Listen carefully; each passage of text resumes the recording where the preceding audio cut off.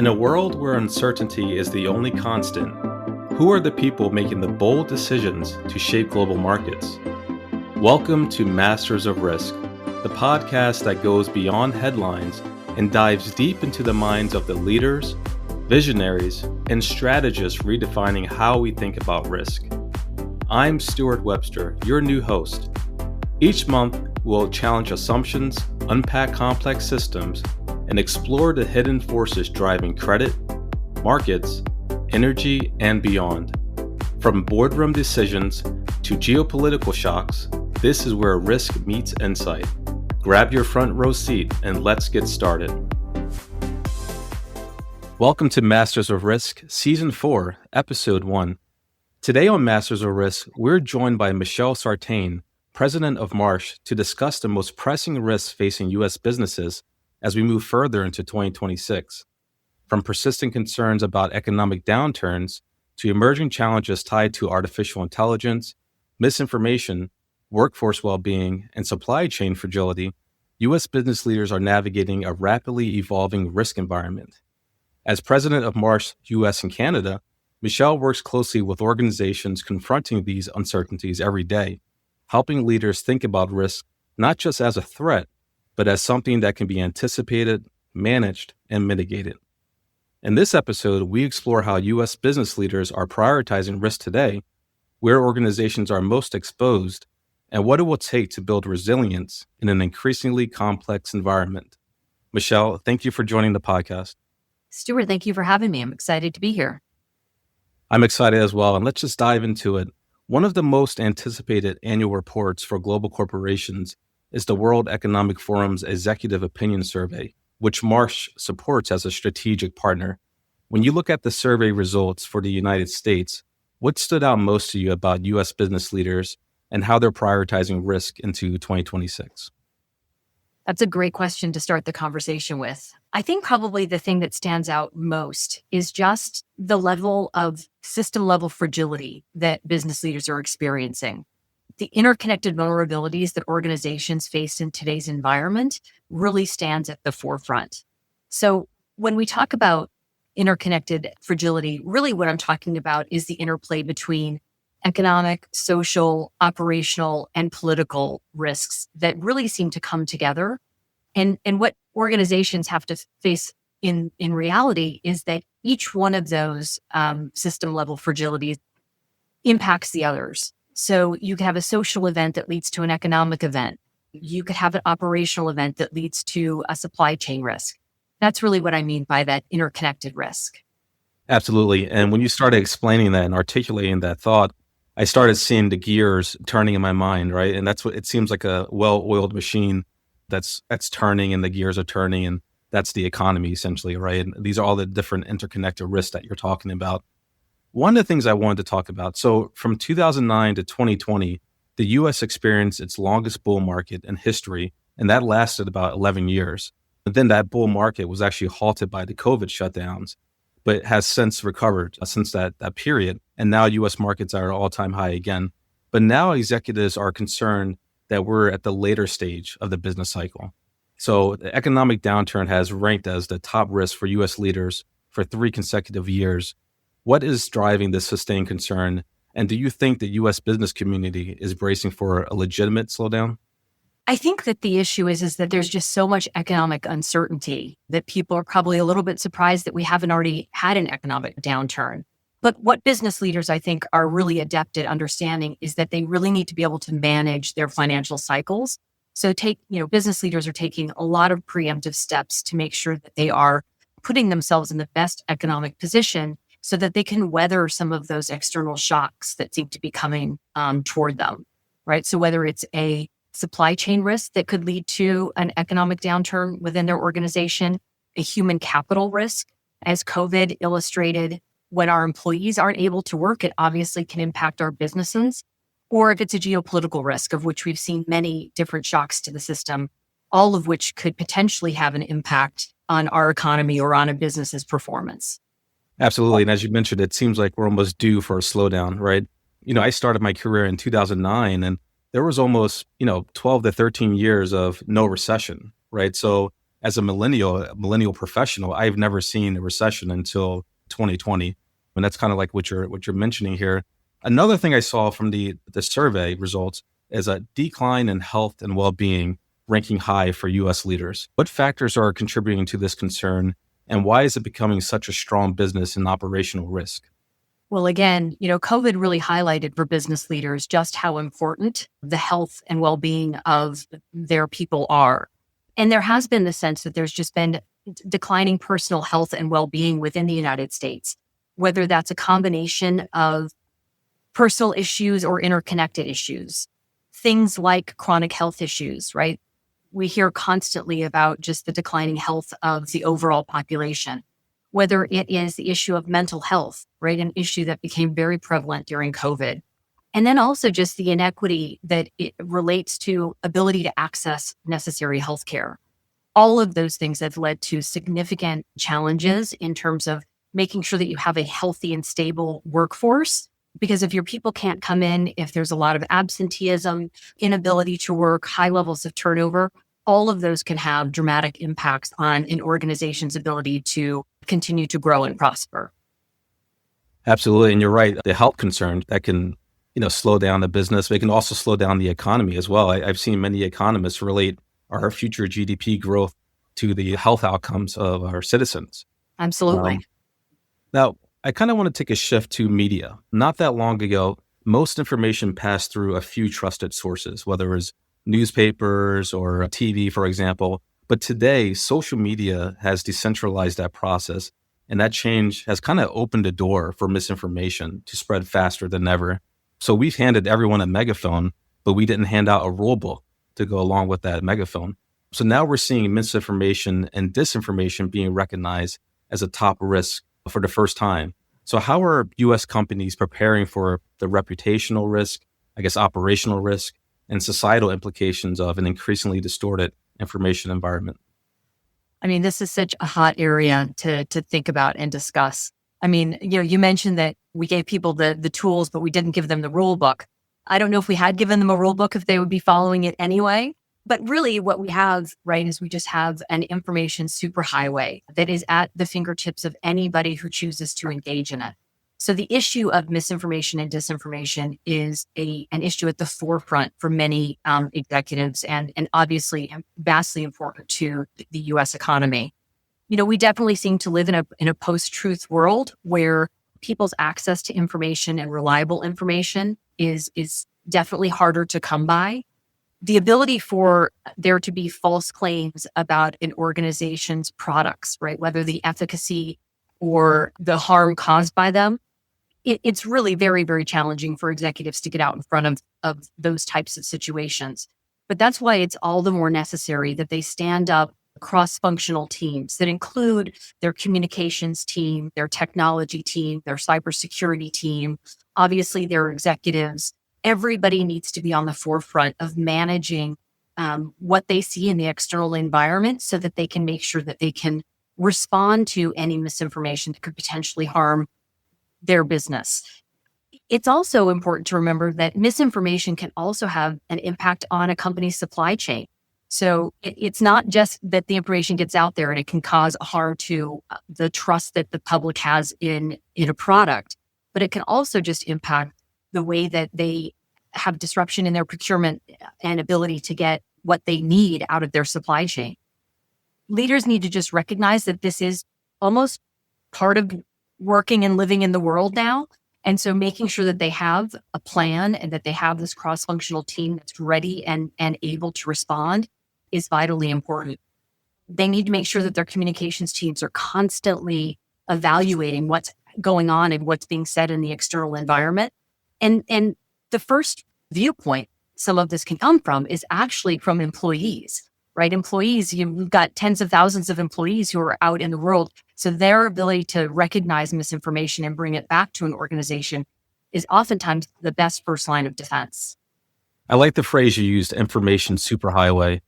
When I was in business school, they mentioned that the 80s and early 90s was the information era of our economy.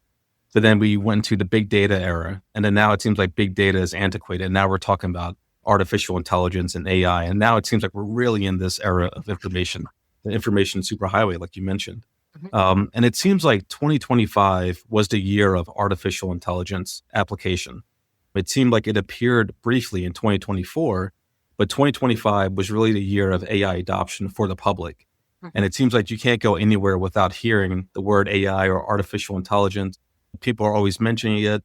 There are many concerns about the labor market and how AI is affecting that, or just people making memes, from AI. So, U.S. leaders also identified adverse outcomes of AI technologies as a top risk.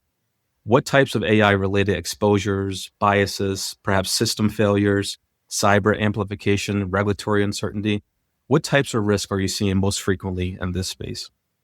Well, I think you're right. AI almost sounds cliche if it just wasn't such an important part of the world economy right now and what every individual is engaging with.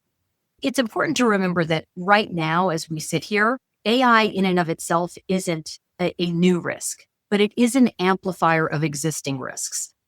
Obviously, because of its power, because of its ability to get information out there to exacerbate existing vulnerabilities, it is really important that business leaders pay attention to the risks that AI can amplify. Some of those risks, just to name a few, would be, as we've talked about, the ability to just amplify misinformation and disinformation, the potential for intellectual property infringement when AI is using copyright protected material to learn, right? That's a business risk that businesses need to be thoughtful about. The opportunity for it to create privacy violations or misuse data. Bias in the models, right? That's something that we talk about pretty regularly and making sure that we're staying on top of trying to prevent the models from having human bias in them. Cybersecurity risk, as we've mentioned. And then again, the supply chain risks that can be exacerbated by AI. So all of these are different areas where AI has just amplified the risks that exist. But I think one of the challenges is that business leaders, while everybody is racing to adoption, because none of us want to be left behind by a competitor figuring out how to use AI better, I think we probably have underestimated the future risks that AI can bring. And that's why starting to think about the risks that can be presented in these areas is really important for business leaders to start thinking about now as we're ramping up adoption in all different types of our personal lives as well as within the US economy. Now, you just kind of identified and you laid out the types of risks that are associated with AI. As AI becomes more embedded in everyday business operations, do you think that US companies fully understand the second order risks that you talked about, whether it's model drift, hallucinations, over reliance on automation, transparency challenges, or cascading failures? I think they're probably pretty under recognized at this point. In the race to adoption, I think the excitement maybe overshadows some of what those risks are.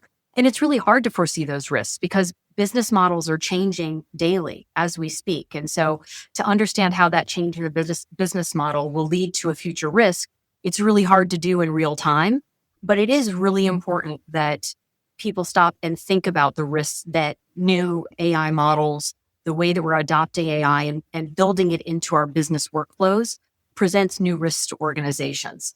And so thinking about how to manage those risks, getting a cross-functional team together to really look at those risks and help analyze them is really at the forefront of what business leaders need to be thinking about so that they can make sure that they have a resilient organization as the AI and AI-enabled technologies really become part of our day-to-day in the business environment.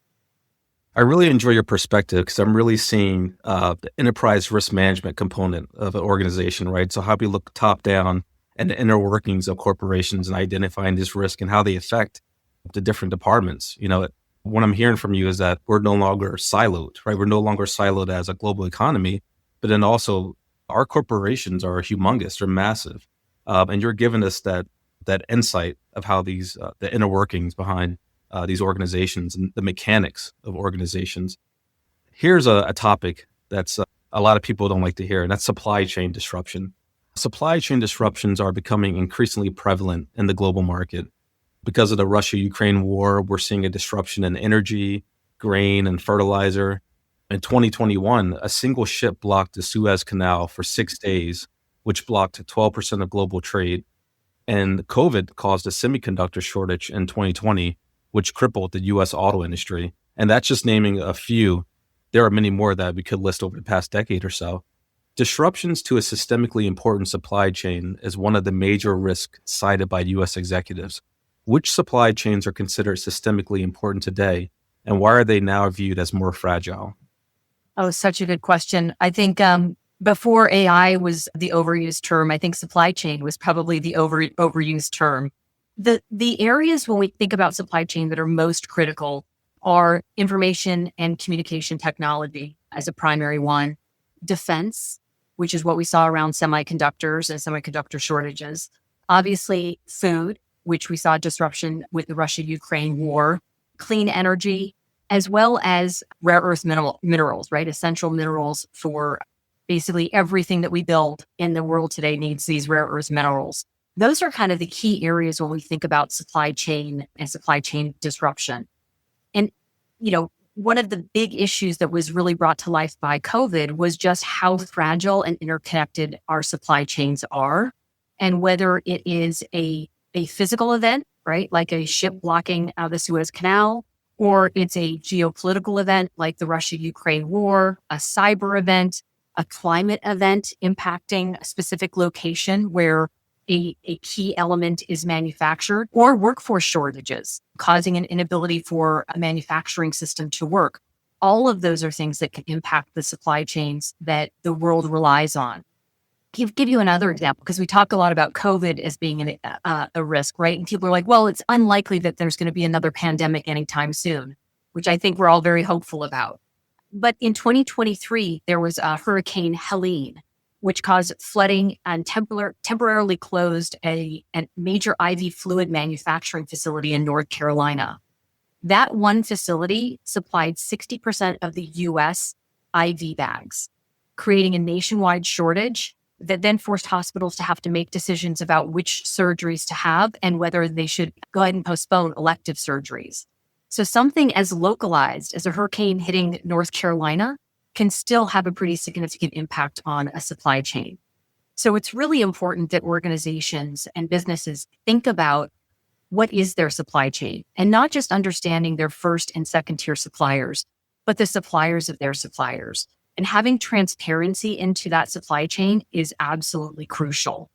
Here at Marsh and Marsh McLennan, we recognize that as being one of the preeminent issues for businesses in the next decade, and created a solution called SetRisk that allows organizations to have a view into their suppliers to hopefully create more resilient organizations by identifying potential areas of risk and helping manage around it. Because unfortunately, business leaders all know you can't manage what you can't see, but sometimes it's the things that we can't see that can be most impactful.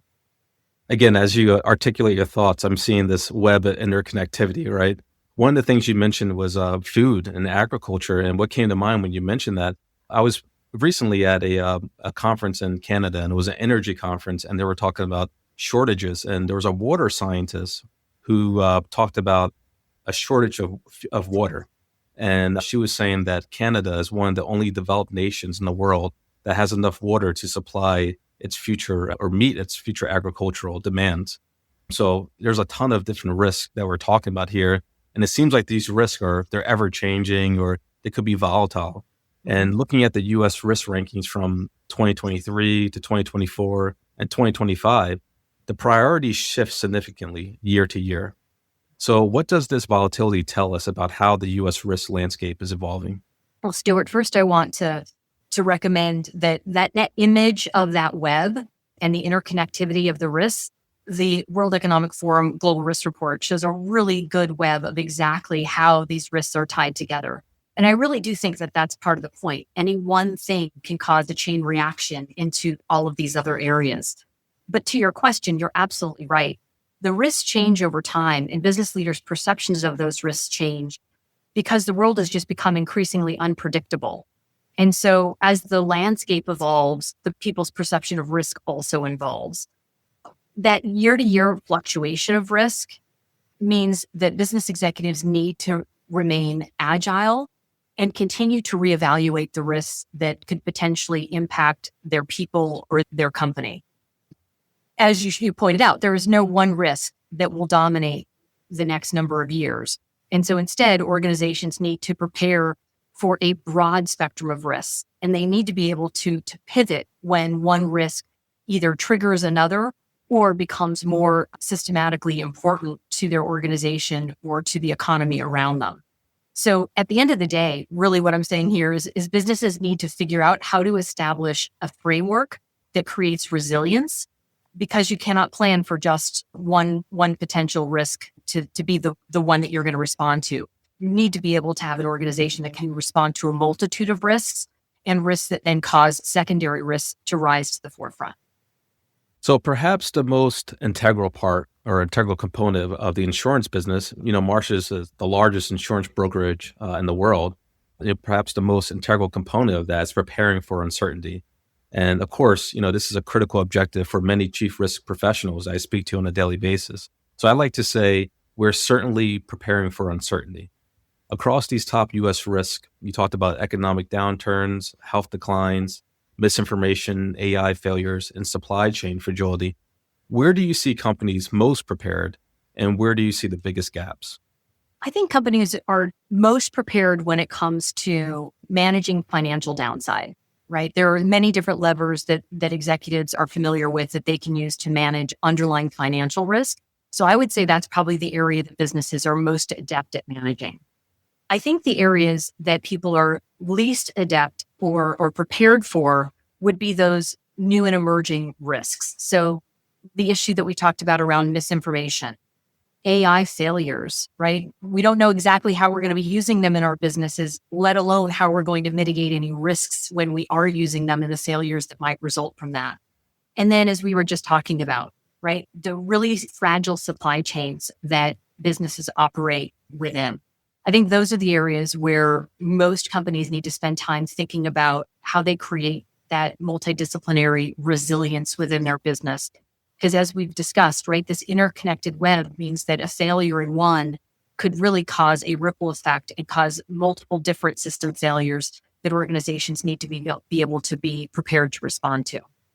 I definitely echo your thoughts there, because as a financial analyst, the way I see risk is quantitatively, right? I see leverage ratios, decreasing revenue, decreasing earnings, these different ratios that drive the risk from the financial analysis perspective. But what you're saying is we need to think more from an evolved standpoint, right? There's more of an evolved perspective of risk, and there are more qualitative components that you're talking about that exist now, right?